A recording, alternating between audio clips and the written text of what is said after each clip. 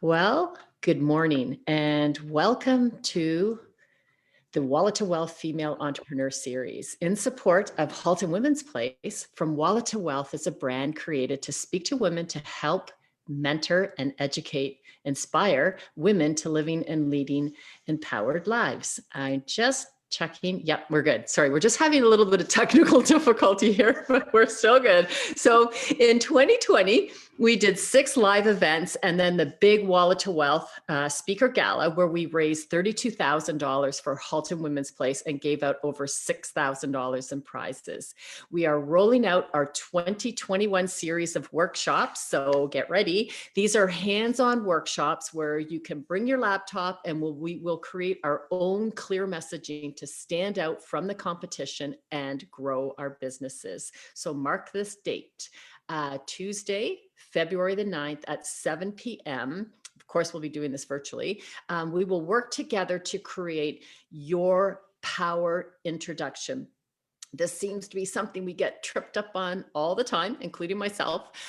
Learn how to stand out in a crowded market. At this powerful event, Darlene Goodry-Butts, owner of the Clarity Project, will help us and break us out into breakout sessions to actually create our own networking introduction that sells you and how to use your why to stand out, incorporating your story to making selling effortless. So I'm very, very excited about this.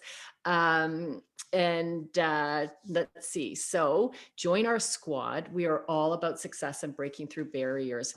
We look for the ceiling and we break through it. So not only do we help women win, we shine a spotlight on them every Monday on our Female Entrepreneur Series to help her own future. And speaking of a woman who owns her own future, here is a woman who is an incredible survivor. After losing her sight in her eye in a freak accident this summer, Brenda Bourns pivoted her sports producing business and is heading into 2021 with a clearer vision and hope. Welcome, Brenda. Thank you. I appreciate it, Whitney. It's really nice to be here. It is. And, just to quickly let people know that Brenda and I met on social media, and I'm so happy because it's just a new friendship. And I'm just really happy to, we didn't get a lot of time to talk, but I'm sure moving forward, we will get a lot of time to talk. And you have such an inspirational story. So I'm going to let you speak because this is all about you. And so everybody they speak to, we talk about intergenerational trauma to start and messages that we limiting beliefs from society. So we have that, but then you also have an updated version of what happened to you in 2020. So let us know how the messages impacted you in the beginning of your life and where you're at today with those messages. Well, first of all, thank you. I feel I was very fortunate. I came from a very strong mother, an immigrant to Canada. She's Filipino and came in the late 60s, one of the first waves of Filipinos to come to Manitoba. And my father, also an immigrant, but from Britain. So I was brought up by 2 completely different cultures, 2 completely different dinner options, 2 completely different religions. And growing up I moved into a new neighborhood in 1975, and it was very, very vanilla. So I felt that I stood out quite a bit because I didn't fit in. I didn't look like my peers. And I didn't have anyone else in my class who was from an interracial family. And so I just kind of felt like I didn't fit in. But my mother, she's so incredibly strong. And she would just teach me these lessons of, when the kids were teasing me or bullying me or chasing me home, pulling hair, throwing rocks. And truly, kids can sometimes be quite mean. And I was teased all the words that you can imagine, and the pulling the eyes and like all of the things. And it was Oh, horrifying. And I didn't understand it. I was so young, and I would come home and I'm like, Mom, what does this word mean? Or what do the kids mean by this? And she wasn't familiar with a lot of the slangs. And she would just teach me to, no, you're going back to school, you're gonna stand up for yourself. And so through these little lessons, she just basically taught me that, you know, if someone teases you again, you go straight to a teacher, you check them. Clearly what you're saying doesn't bother me. Turn on your heel and go get a teacher and go somewhere that's safe. And so she kind of taught me how to deal with bullying from a really young age, and to stand up for yourself and to stand up for others. So that was definitely a lesson that I learned growing up. gosh. Yeah. It's amazing how much we've been bullied. It Absolutely. really is. So this has really given you a backbone, an incredible Oh, backbone. most definitely. And I've always been that person. And I'm only 4'11". So I like to joke around, I'm a really small person, but there's a big personality in there. And that sometimes I'm not afraid to open up my mouth and stand up for myself, for others, for my friends.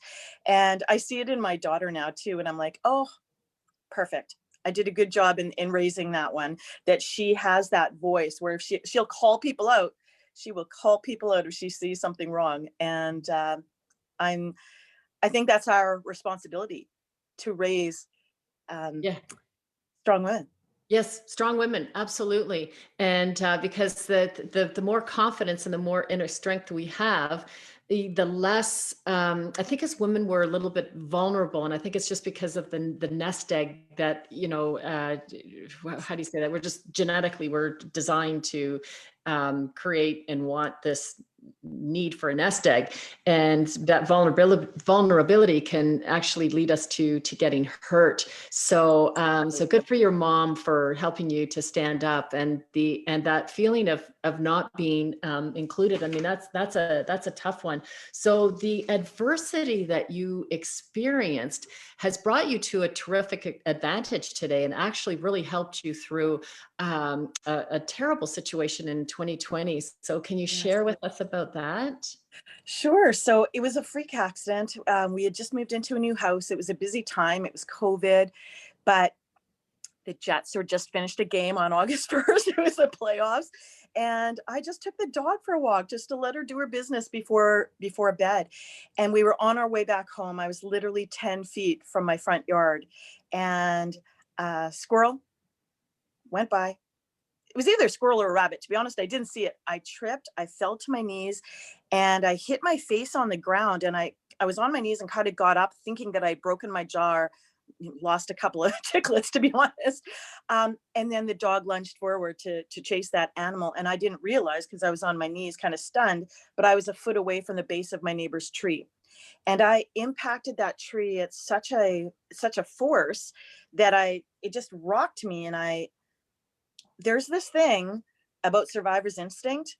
It is a thing, but there's also that mother's instinct. And my daughter was at a socially distanced bonfire with 4 friends that night. And I knew that I was in crisis. Like, you kind of sit there, and I was like, oh my gosh, like, I'm looking around. I can see the neighbors' lights on across the street. They're watching the post-game Jets show, or the Jets post-game show. And it's so close yet so far. I couldn't move, and I was just stunned. And my dog came right back to me, and I just had to keep my wits about myself. And I'm also a type 2 diabetic. So I sensed I had enough wherewithal to know that I was going into shock. Like, I know that sounds crazy to actually understand that you're going into shock, but I was having a conversation in my head going, oh no, not today and not now. It's not happening. My daughter is not coming home and finding me attached to the dog on a leash on the neighbor's front lawn, bleeding from the face. That's not happening. And I grabbed the collar of my dog, and she's about 55 pounds. And I kind of leaned my shoulder underneath her back, and I just kept whispering to her, go see daddy, go see daddy. Okay, let's go home. Go see daddy.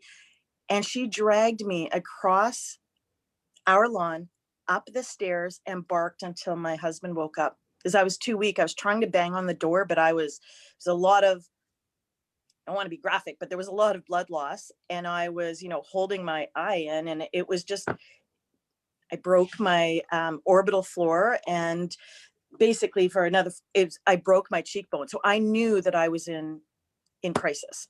And yeah, it was so traumatic, but there is definitely a survival instinct there. That is a true thing. You hear about it all the time in the movies. It is for sure 100%. Something inside you is like, oh no, nope, nope, nope, not today, not today, not on my neighbor's lawn. I don't even know my neighbor. I've only been in this house for 10 days. Yeah, there's something to be said about that inner strength that just makes you fight for your life, truly. Amazing. And you're still doing this. You're still like fighting for your life, because even though you've lost full vision, you've lost your eye, you're finding that you have more clarity now than ever. 100%. You've got more sight.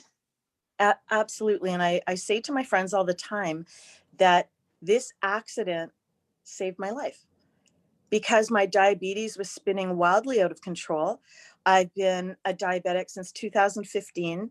And as a type 2 diabetic, that is dependent on sleep, stress, workload, exercise, nutrition. It's really hard to manage all of those things. And I was a live event producer. So my job is not an 8 to 4 with 2 15s, a paid lunch, and 3 weeks holidays. It is 22-hour days, 3 weeks out from an event, and then you crash and your body recovers. And then it's, I don't do small events. I do very large events, whether that's arena size or stadium size. And the teams that come together and the logistics to make that happen, they're huge. The details are incredible. And you don't live a normal lifestyle. You don't eat when you're supposed to eat. You're running on adrenaline. I can only assume it would be like a doctor, like a surgeon, when they're doing a 16-hour surgery, their head has to be clear and they are just focused, and they just go until they're complete. And that's the only thing I can kind of compare it to. Wow. Wow. Okay. So tell us about, I'm sorry, my, speaking of dogs, can you hear my dogs? I love dogs. I might have to let them out. But so speaking of this, tell us about your business. So you had to pivot. So these live events, always with people, and now you have to switch to virtual, and on top of it, even more now. So tell us about your business. Well, it's interesting because I actually hurt myself in 2019 at the Cooperathon in Montreal. I fell because a vendor did not have some cables secured. I fell and I was concussed. And, the people that were there trying to help, I could not communicate with them properly. And so we actually drove to Toronto, and I was checked in the hospital in Toronto. I was offline for a year, healing from my concussion. I couldn't go on screens. I couldn't type. My business, I had not worked since October 2019. If you go on my social media, it is standing in time, because I'm still trying to get back to it. And then, of course, now this. So I go on social media in small bits and I do what I can, but I just thought I was feeling better. And then COVID hit. I was like, oh, I'm stuck at home again. And then we moved, and then I lost an eyeball. So I feel like I've been home for a year and a half. Like, I'm so done with like just feeling like I've been in my own self-isolation, whether healing twice from back-to-back events, and now trying to find my new reality.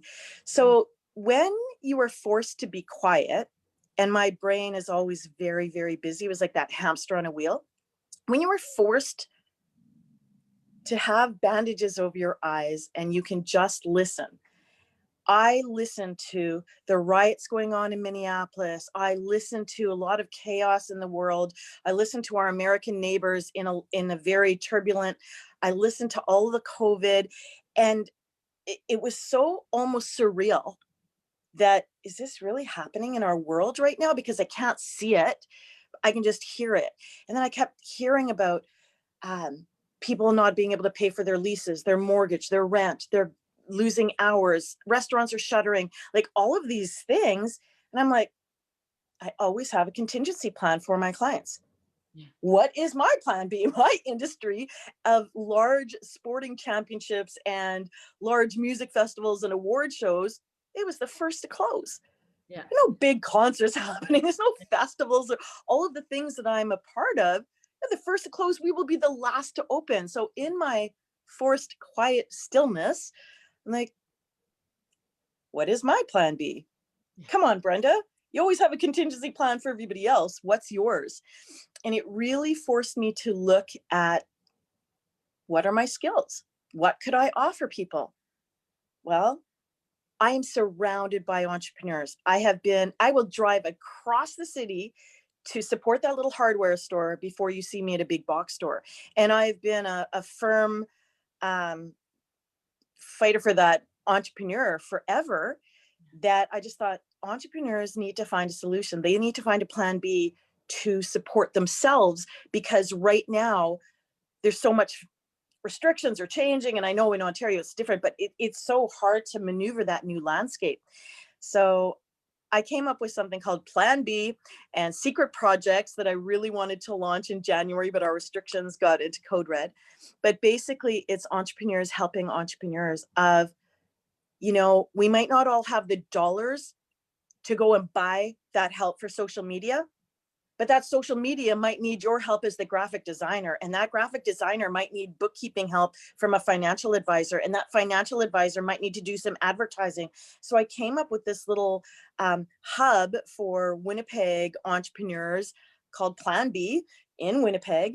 And I wanted to be that touchstone and to connect people with the services that they need. So while we're not getting the foot traffic and while all the events are closed, people can still do business with each other and build up their brand and what they specifically need to move ahead, so that when doors open, we're all good. Yeah. And so that's what I'm working on right now, and it's been wildly fun. What a service. Now this is great. You've got to bring this into other areas. So I mean, I know we can do business with people in Winnipeg, so Right. it's really, you can bring this right across I was Canada. just trying to baby step it. Yeah, well, I what is honestly, that because saying? Go big or go home. I know, but I was also thinking, like, I just got my MRI results the other day, and to be honest, the doctor was talking about my surgeon. He's like, well, we have two options. We can perhaps look at releasing this nerve with Botox, or I don't think you want the second option, which is brain surgery. And I said, to be honest, I don't want Botox in my face. My body doesn't react well to things going in. And I always, maybe it's my logistics brain. It's like, oh, no, no, no. I look at all the options. Yes. Can you get me that consult with the neurosurgeon? He's like, oh, okay. Well, you know your body best. And I said, hey, I am a huge health advocate before right now, because I've always put myself on the back burner. It was family, friends, dog, corporate sponsors, clients, everybody else. And Brenda was always at the back of the bus. Now I'm driving the bus. So Yeah. now I am all of the things that I put off for so long, I've been paying attention to, and getting my sugars in order and losing the weight and getting um, my health in order. And because if you don't take care of this house, where are you going to live? Yeah, that's true. Okay, so you've given us some really key messages here. The ingredients for a successful entrepreneur, because I know there's, people are always trying and trying and wondering how do you do it? And you've given some really, really good information here on how to, just keep moving forward and don't lose sight of the skills that you have. And entrepreneurship is all about serving, and it's about, Absolutely. yes, and so for people watching that think, well, how do I do this? Because people ask me, like, how do I get out of my job and run, how do I Right. start a new business? It's all about serving. It's finding the need of another human being multiplied by many, and being able to bring that service to them. So what you're doing by creating this hub, This is exactly what we need. And we need somebody to step up to the plate to be able to do that. I do that in Wallet to Wealth. We seem to connect spiritually and emotionally. We really get to know each other, and we actually are Right. doing business with one another. So it's not about Right. just dropping your website in and splitting. Right. So it's really a good leader, and you're a good leader. Like you have a strong inner core, Oh, uh, thank you.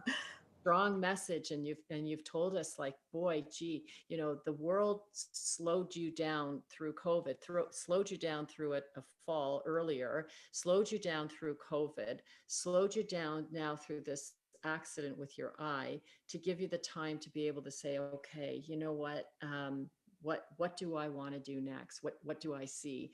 And Yeah.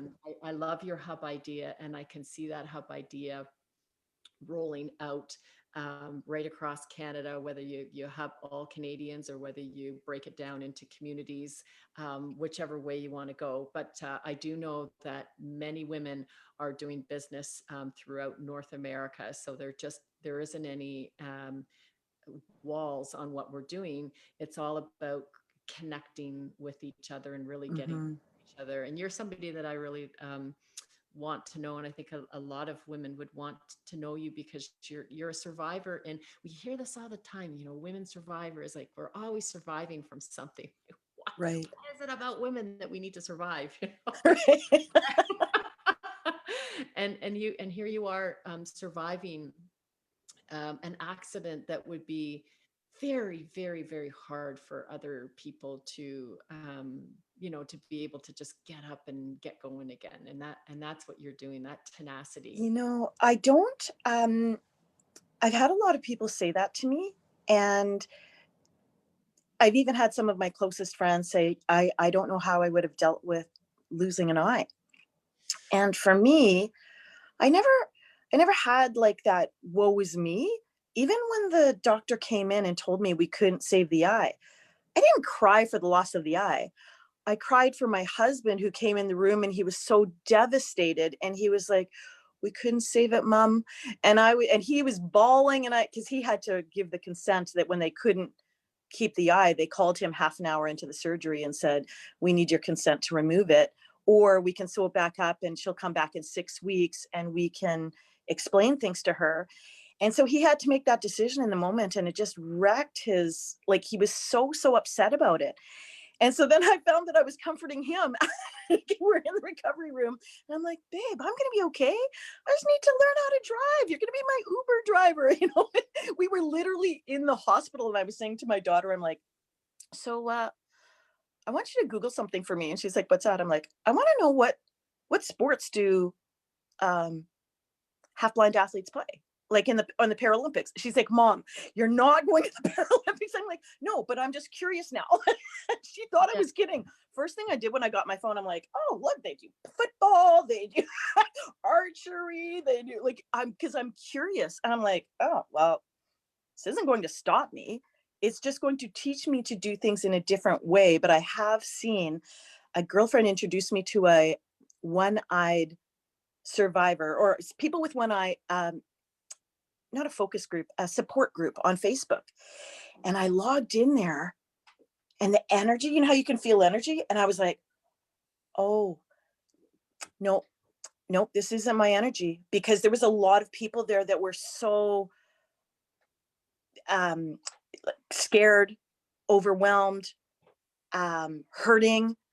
And I was just like, "Oh, okay, I'm going to step out for a bit, and then I'll come back and share some things about my journey with getting my prosthetic eye, and where I got my cool patch." And I'll share information, but that's not where I'm going to go to be inspired.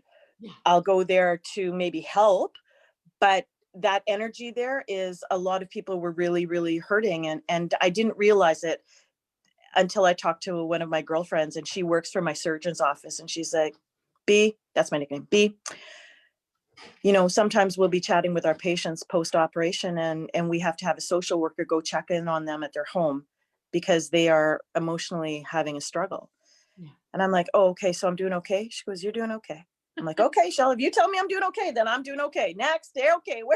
And so it's just, I don't know. I do thank my parents for that. They brought up a strong, confident young girl who turned into a strong, confident young woman. But there were lots of instances in there where I wasn't strong and confident until they helped me find it. Yeah, awesome. So, what I see in this is that if we use the dog as an example, because I think we can learn so much from dogs. So you've lost one sense, right? This you've lost Mhm. you've lost half of your vision, and so what happens with a dog is if they lose something, they become very much stronger in another area. Oh, we could say the same thing about people that are 100% blind. They're Yes, fabulous in music, and their ears are incredible because yes, their uh, their senses are so heightened. yeah. So for you, your vision has become even more crystal clear now. So you've lost half your vision, but you can actually see more. The clarity is, and I like to say, oh, it's my third eye, it's opened up. But my company name is Event Strategy Productions. My acronym is ESP. My tagline is, we know what you're thinking. I've Oh, always been very intuitive. I've always followed my gut. And now, since the bonk to the head, it is on point. On this, point. I literally, um, and I know some people don't understand that, or they call it woo woo or whatever. But for me and for a lot of my friends, is we just trust the universe.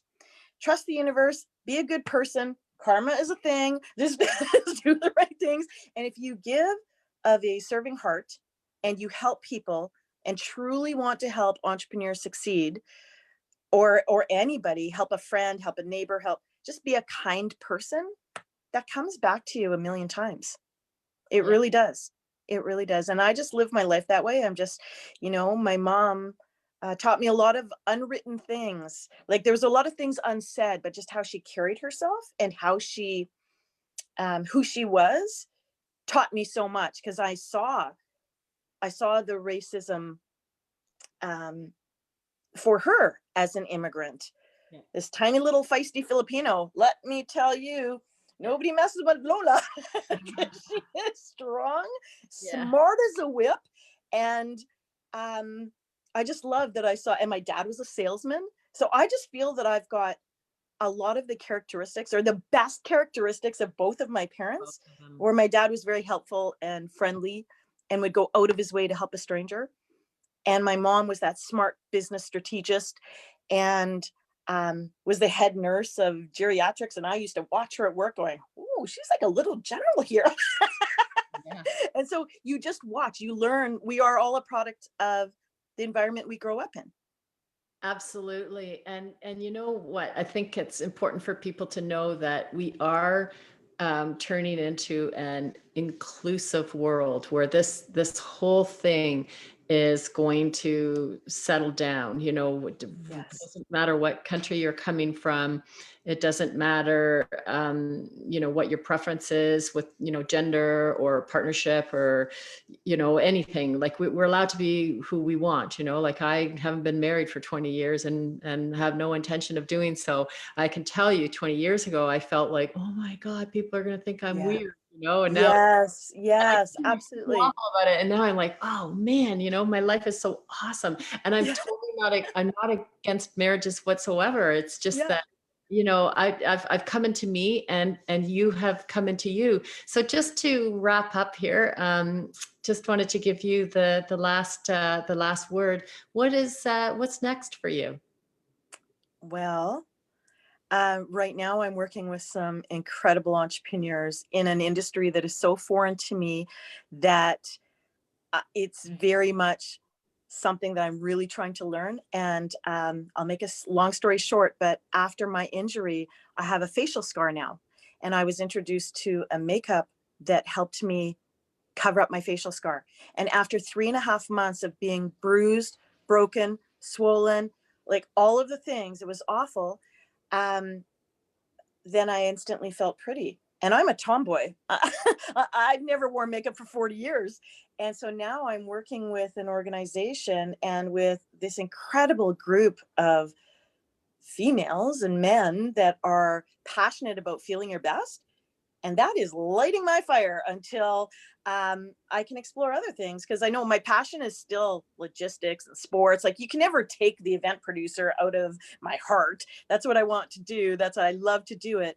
But in the meantime, I am building something where we build people up and we empower and we share knowledge. And they're teaching me all the things about makeup, and I will teach them stuff about business. It's just so beautiful to learn something new. And anyone that knows me, Whitney, I can't cook to save my life. I am seriously, if my husband didn't cook every meal for our family for 20 years, I'm a great sous chef. Like, I'll put the salad together and but from COVID and from healing, I practice fine motor skills every day. I do my nails every day. Wow. I bake and I cook and I practice putting a cat's eye on, like things that I would never do. My friends are like, what did you do? The rugby playing, football playing, sponge hockey playing girl, where is she? I'm like, I don't know. I hit my head. I don't know. I'm celebrating all these things that I've never experienced in my entire life. Even my family are like, really? What's going on with you? I'm like, I don't know, but today I'm going to be making some fantastic fettuccine, blah, blah, blah, blah. So I think that when we stretch ourselves to step out of our comfort zone, I can talk football all day long. Can talk business strategy all day long. But what am I loving right now? Making floral bouquets, doing my nails because it's great for my fine motor, practicing makeup, things that are so out of my comfort zone that I'm facing my fears. You should see me today when I was putting on my makeup. I'm like, oh boy, still a rookie. And it's early for you too, right? Because you're a little bit of a time change. Okay. Yeah. So that's what's for me next, is just working with people and helping people find their best self. Yes. Yeah. And you know what?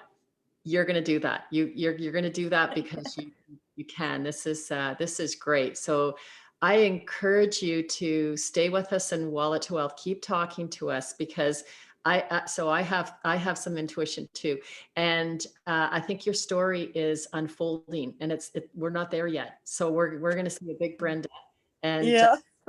you just got about 1 million hearts, by the way, on some social. I'm not sure if you're watching. Oh, really? No, Yeah. I'm not. Got a lot of stuff going on there. So that's kind. That's very kind. yeah. So please stay with us, interact with us, and allow us to learn from you, because this is happening for a reason. And there's some of us students out here that I feel that you can probably help many, many, many people. And in helping those people, I know that will fill your soul.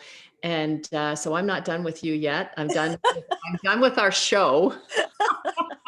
But I do have some messages popping up on my screen where now these aren't coming in on the social, they're coming in on text, but they're asking if you'd be a main stage speaker. So that's an event we're having. So we'll talk about that one later, because you've got an incredible story, and it's still unfolding. And thank you so much for— You're welcome. It's my pleasure. Yeah, for being with us, for opening the door to your soul, and for finding me on social media. It's busy. I know that there's so many people talking to us, and you came through. And at the time where I was just so darn busy, and it was like, Brenda, don't lose me. And please don't lose me. And so now we're connected, and we're going to stay connected. So thank you. You're welcome. So we'll see everybody next Monday at 10 o'clock, and stay in touch with this woman, because she's going places, and I like to follow strong women. So I'm a fan. As do I. Thank you, Whitney. Okay, you take care. Bye-bye, everybody. Have a great week. Thank you, you too. Bye-bye. Bye-bye.